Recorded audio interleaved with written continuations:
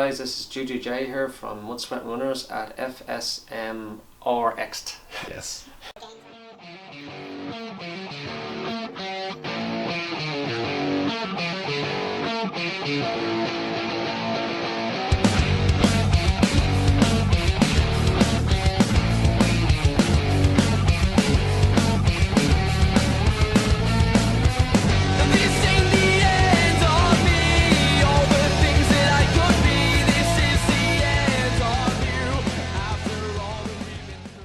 Hey guys, Stephen Kinsler here from FSMRX, and today on the show we have Juju J from, you might know him from Facebook and Instagram. He is the guy that's definitely always up in the mountains, running around. He's head to toe in tattoos, pretty funky guy.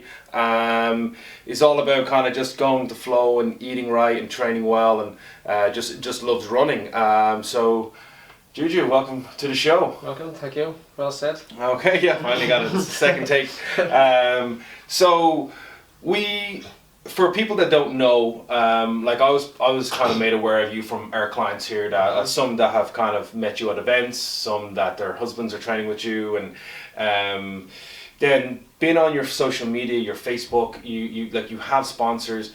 You're definitely a personality in the trail running kind of running community. But before running, what got you into running, and how did it kind of start for you? Because I think your story is quite good, because a lot of people can relate to. You weren't always into exercise. It wasn't really your gig originally. So if you kind of just let people in a little bit on your background there. Yeah, totally wasn't into any exercise at all. Couldn't even run for a dart or a bus, you know. Yeah. Kind of a long story in some ways, so I'll try to keep it short. So I was fairly heavy on the belly. I had a lot of weight, carrying a lot of weight from eating crap foods and partying a lot, and kind of into the rebus kind of lifestyle of a bit of drugs and, you know, that kind of bad background kind of style, you know. So I decided to move away from that, move to a different country, start more. I was a tattoo artist by trade, and I was tattooing 6-7 days a week, and again still partying and everything else that goes with that kind of lifestyle at times, and just got really big. And one day I decided that, you know, I was carrying a big lump of weight here and I just wanted to get rid of it. And I measured myself, I was 16.5 stone, only about maybe 6 years ago. Yeah. And I decided to go to the gym, went to a gym, done the whole gym program thing, went from a program to lifting lots of weights and all that kind of stuff, and it wasn't really for me. And one day just in the treadmill, it was empty because the gyms were all quite busy and there was lots of people there, and I just couldn't get, I was intimidated by the gym. I just couldn't get. Quite common for a lot of people going into the gym. Comfortable there, and I just wanted, I seen the treadmill and I said, shall hop on the treadmill, it's free, no one seems to be interested in the treadmill. So hopped up in the treadmill and just ran naturally. It's kind of like a Forrest Gump thing, and haven't stopped really, you know. Yeah. And yeah.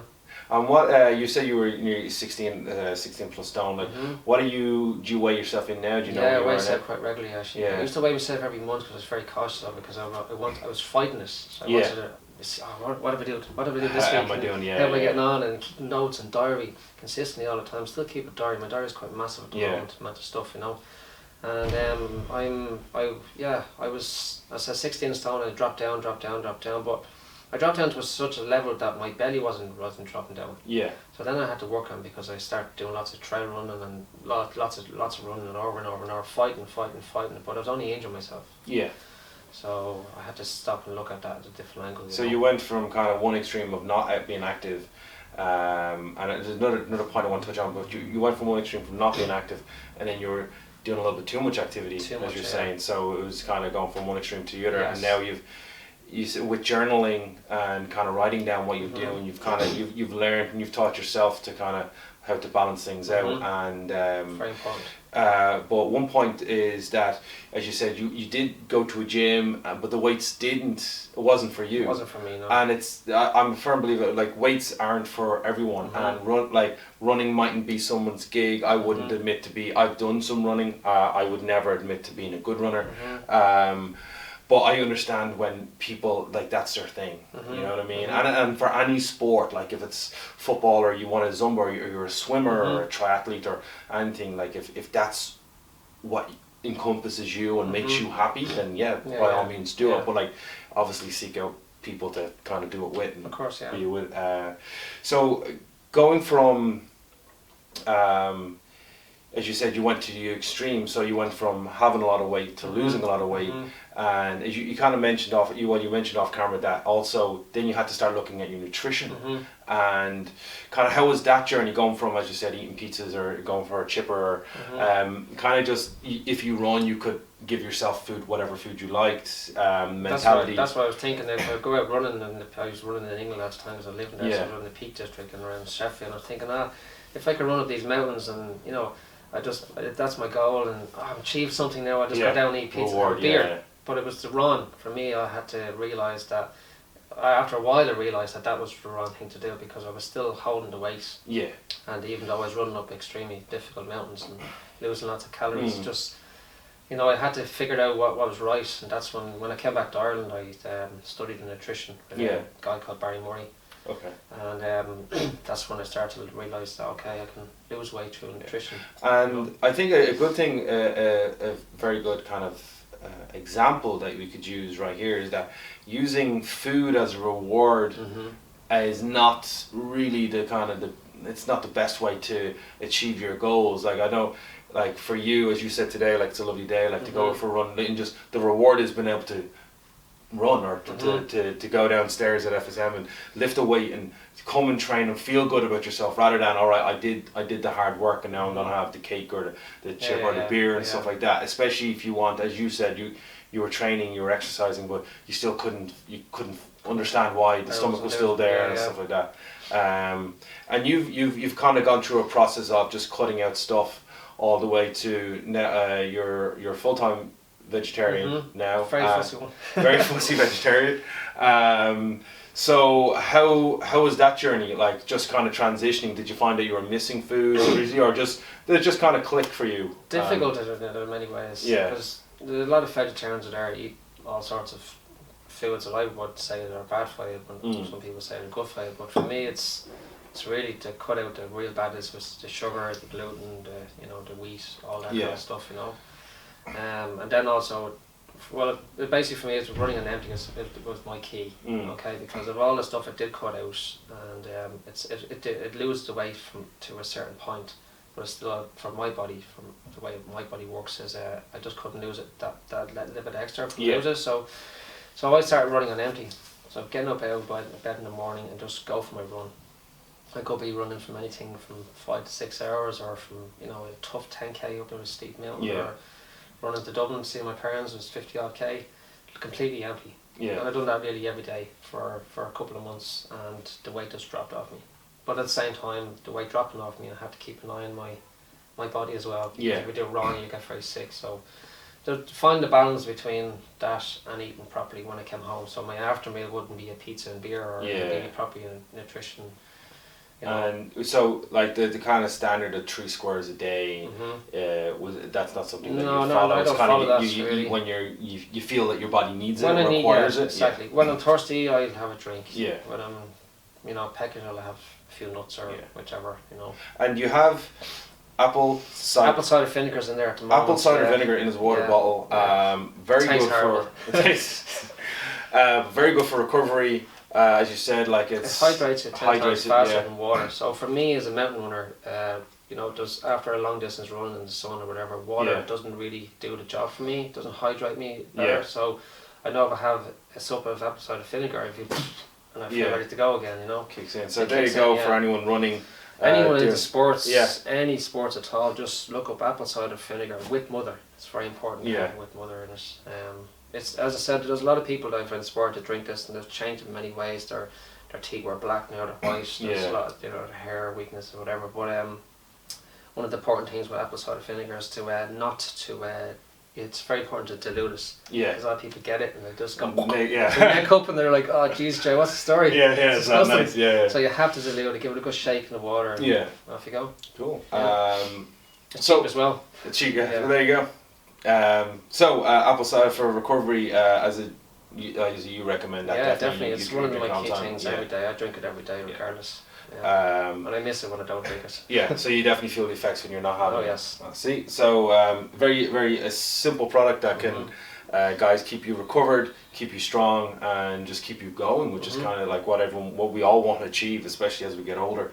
But coming into kind of just more on the running side of things now,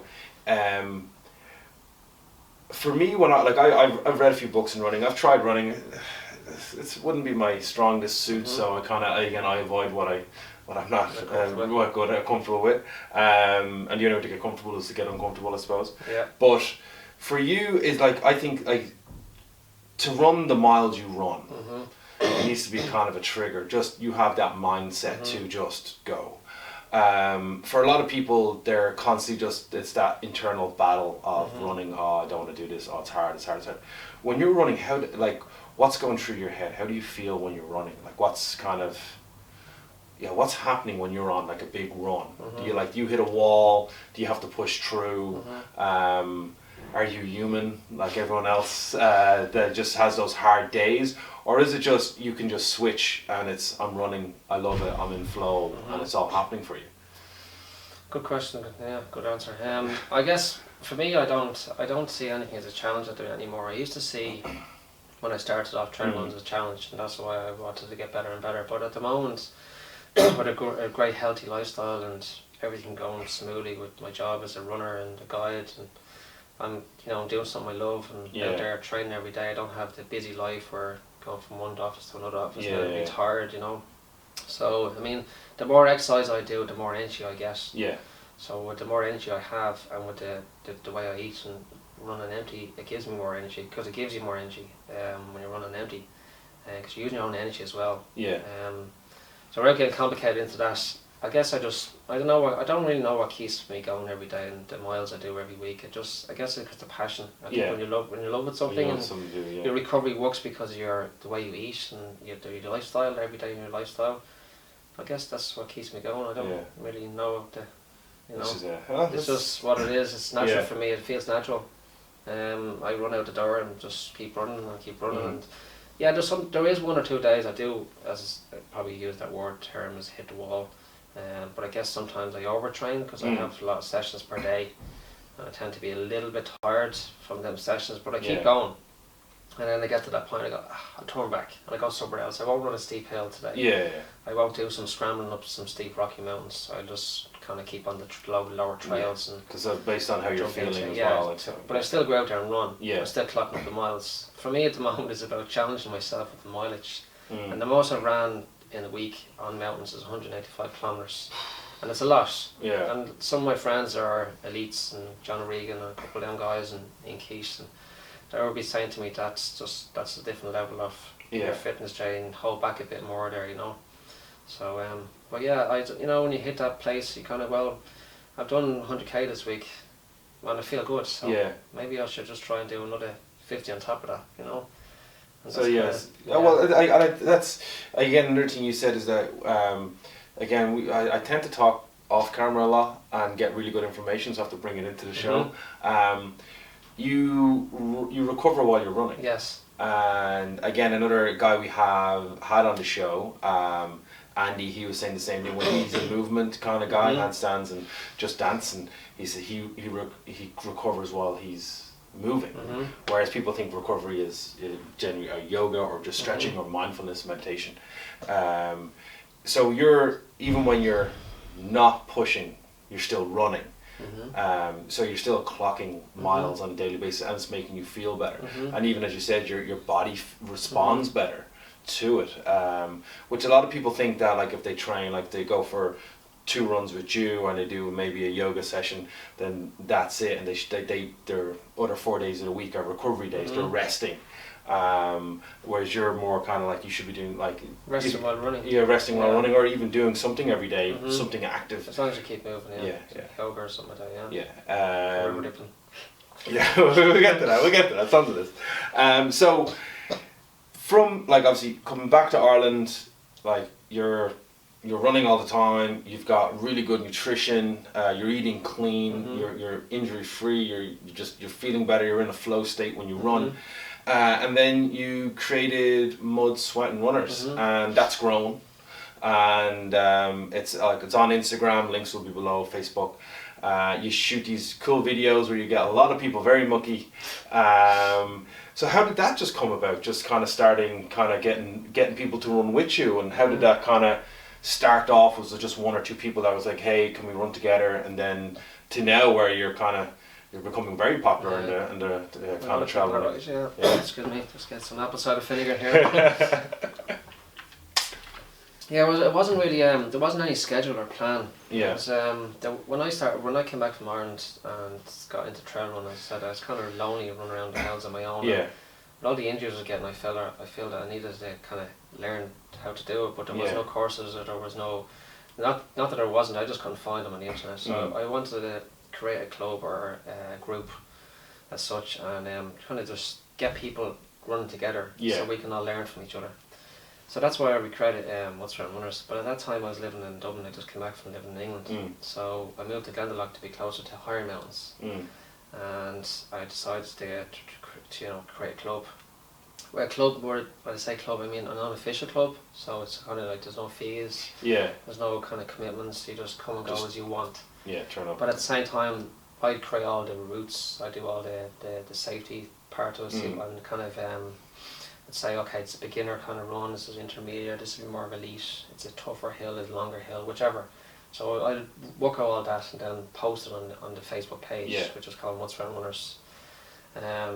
Being mud, sweat and us as runners, so so that was it really, and it started off maybe with 2 or 3 friends that were running and wanted to get into trail running, and then the more I posted it and the more I left it as a public post, the more people seeing it and said, oh, I was out running with Juju, and I just went from there to here. Yeah. And I never really, never been a schedule to it. I'd never been a plan to get extremely popular or to be sponsored athlete or. Yeah. It just all this came like just organically. Organically. So. Because you're just doing what you love doing. Love what I'm doing, and sharing my knowledge. Yeah. That's where I came today. So like obviously, our clients were talking about you in class, and because we were talking about like who would like to have on the show, and they said, they mentioned you, so I checked you out. And as you said, you start posting on Facebook, and then people just start seeing that, and then you start kind of. I think people gravitate towards positivity, and your posts on Facebook tend to be quite positive, and you see videos and comments from people who do their first run with you, that are running with you regularly, and just it's kind of like, I know a lot of people don't like hearing this, and you're inspiring people to get out and be active, and for a lot of people, kind of running a 5K on a flat can be, like, in all fairness, it can be quite boring, especially if it's a long straight road. But trail running is a little bit more adventurous. It's a little bit more exciting, and like with the amount of clients that you've worked with over the last couple of years, your inspiration to them is becoming bigger and bigger, and it's obviously spreading, because like one will tell 3 people, those 3 people will tell 3 people, and paying it forward kind of thing. So how have you found it as kind of just a guy who likes running, now has people coming to him because they're inspired by you and they look up to you? How does that kind of hit you as a person? Happy. There you go. Very quick answer. Sorry about that. That's okay. No, but it's true. It makes me feel good. It makes me feel good that they're feeling good. Yeah. A lot of them like send me personal emails, or like have depression, or they work as all sorts of jobs and they're dealing with lots of people, and they really find it really difficult to kind of survive in their life. Yeah. And they see through my pictures with the happiness and the smiley faces and all that kind of stuff, they feel, well, this guy's got something. And some have read my background of life story through interviews and magazines, that I was going through a hard life, depression and drugs and alcohol, all that kind of stuff, that they say, well, if this guy can do it, maybe he'll inspire me to do it. And that's kind of it's kind of maybe a goal that's kind of there for people if they want it, So I guess it's just pure happiness and pleasure and proudness of seeing the people coming from their couches. They're sitting on the internet a lot of the time saying, oh, Jen, I've been following your page for years now, and I'm just afraid to contact you because you're crazy looking and you're running all these mountains and you're fucking, excuse me French there, you're jumping into rivers and you're doing this, and now they're doing it with me, so they've got off the couch to and that's amazing. And I love when I hear stories and I see stories of people that literally are just doing what they do, and they start pulling people towards them, and I think social media is huge for that, because obviously that's great. people anywhere in the country can just come across your page and go, hey, I'm actually down in Wicklow, or I'm able to be at that event, and I want to get a photo, and I want to run with this guy. And even as we were talking about before, is that I love to bring our guys and turn up on one of your days and go we'll organise one in Greystone. Make sure it's a beginner one. Yeah, for you, beginner. For me, a beginner. Yeah, you guys look very strong. I think strong, yeah. Anything over 100 meters, I'm good. So we're just about to kind of wrap a few things up, but a few people have mentioned to me there is a ritual you do at the end of your run. Not for everyone now, but just some people. Bit of river dipping. I know obviously cold water is kind of relaxing and stuff, but a recovery. But how come you kind of, was it something you always did to kind of just go down, just jump in the water, or was it you read it and you said, I'll try this, or how did that come about? Yeah, I would do meditation and yoga for God knows how many years, and meditation comes with me in many different ways. So it isn't just about sitting on a couch. Sometimes it's about getting out with nature and tree hugging, or just sitting up at the top of mountains and do some power stretches or yoga and just meditating with nature. And river dip is kind of part of that, because it's kind of it's without getting too complicated, and like your inner spirit and all that kind of thing. I love challenging myself with snow and walking barefoot, or walking in the muck, or running barefoot completely, no shoes, nothing like that. And one day I just seen a river down Athlone one day, and it was covered in snow, so I decided to break it and just jump in for the crack to see what happens. Kind of a jackass thing. But for some reason my body adapted to it, and I was fine with it. So then I started meditating in ice cold rivers.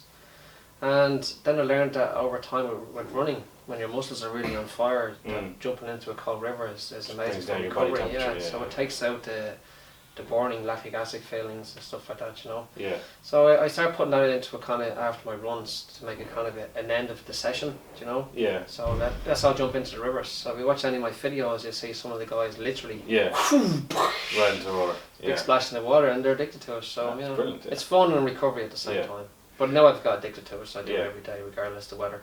Good. Well, yeah. Again. Completely naked, by the way.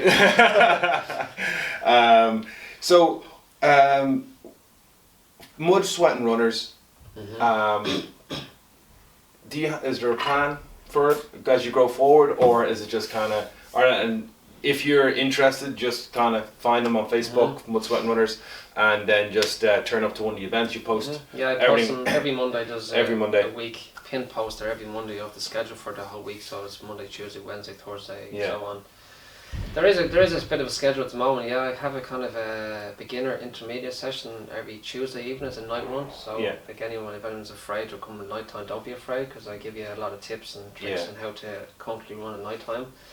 And then also we have a kind of more intermediate runs in the midweeks, in the evenings again, or then we have a weekend runs where you get the introduction to trail running. Something I started off there a couple of weeks ago, and it's months ago I should say, and it's picked off. It's a big thing at the moment. And I do 10 sessions where the first session is completely basic, and it's just introduction, talk about the trails, the underfoot, your shoes, your appropriate footwear and clothing to wear, and the safety of trail running really.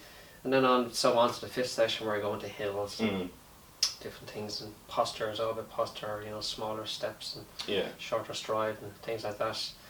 And then there's an fancier run, more of a kind of more tougher, crazy trail runners that want to go out there in the open mountains and just go have fun, big adventures. They could be anything from 5 to 8 hours in the snow, or run around in shorts. And we always challenge ourselves. Some days the lads roll up in shorts, and some days like they send me an email, say, Jay, this is going to be a crazy one this weekend because of 50 odd K or whatever. Will I wear my tights? And I went, you make that decision yourself, because all year I wear shorts. You can see I'm still in my shorts. I wear shorts all the time. When you start conditioning yourself in rivers, the body gets used to being cold, and it's amazing. Like there's so many things I can talk about. Maybe I'll write a book someday on that. You should. There's definitely a cure to many things in the body. But so hope that's a good answer for you. It is. I'm not talking too much. So Jay, thank you very much for being on the show.